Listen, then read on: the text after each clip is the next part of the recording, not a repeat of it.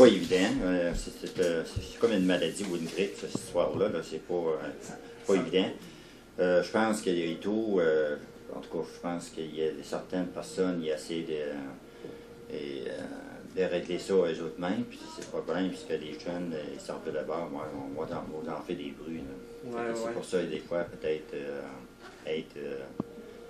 Je sais pas comment dire ça, être plus tranquille, de laisser faire la Sûreté du Québec de régler ce problème-là. C'est les autres, ils ont le pouvoir de le faire, et non pas nous autres.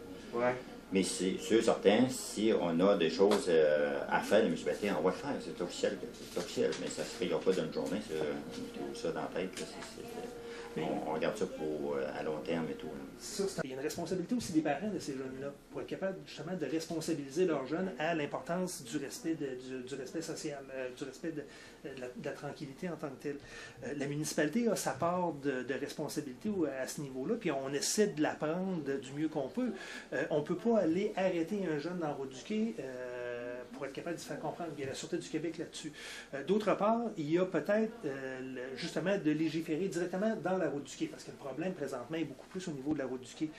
Les orientations, je dirais, à court terme, la municipalité au niveau de la route du quai, c'est beaucoup plus de développer ce coin-là comme lieu familial, lieu touristique, attrait justement, là, un point d'attrait pour la municipalité de Lillette, mais de demander à la population de se responsabiliser aussi. Quand ils voient un jeune qui casse une bouteille, ben, c'est d'aller le voir et dire, ben, écoute, il y a des poubelles, il y a des bacs de récupération, on essaie de mettre le maximum d'outils pour que ça reste propre, mais autour de ça, là, donc, plus il va y avoir de citoyens, de touristes qui vont utiliser ce lieu-là, on espère que l'achalandage de jeunes vandales va diminuer aussi. Là, On va fermer ça pour quelques 3, 4, 5 jeunes.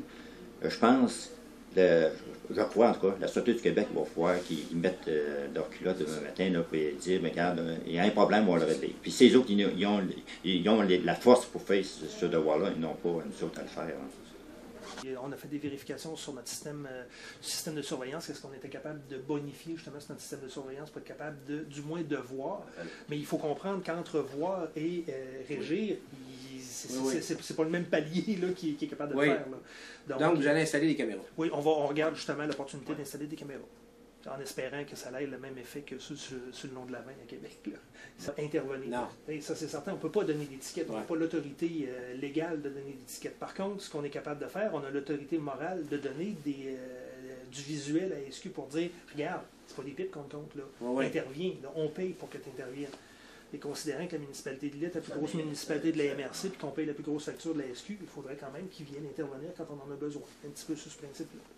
Vous dire, quand Jean-François disait tantôt, s'il voit réellement des problèmes qui se passent, bien, qu'il prenne la plaque de l'essence, puis quand il fait ça sur le Québec, tout à l'heure, regarde, ils ont fait ci, ils ont fait ça. Fait que, il va falloir que les citoyens nous aident et tout. C'est l'intimidation, puis qu'on ne fait rien, on se tourne vers la municipalité pour qu'ils fassent quelque chose, bien, il faut que ces citoyens-là soient en mesure de dire, bien, regarde, on a la preuve que c'est telle personne. Il faut qu'on la fasse sauter, cette loi de l'Omerta-là, pour craindre l'intimidation. On veut régler le problème, mais on se cache parce qu'on a peur de se faire intimider. On fait quoi, nous? La signalisation. Je pense que d'essayer de prendre quelqu'un en défaut, en se cachant, c'est pas la meilleure méthode. Donc, c'est carrément, on met des caméras pour être capable de répondre à un besoin de citoyens qui se plaignent qu'il y a un trafic ou une vitesse trop élevée. Donc, on met des caméras pour être capable de vérifier. Puis, ces caméras-là, il y aura des pancartes, surveillance par caméra. Puis on va rouler avec ça. On ne veut pas se cacher pour essayer de prendre quelqu'un en défaut. On veut signifier au monde qu'on vous a à l'œil. Point à la ligne, puis respecter les citoyens dans ce quartier-là. C'est ça et tout. Moi aussi, c'est un gros problème.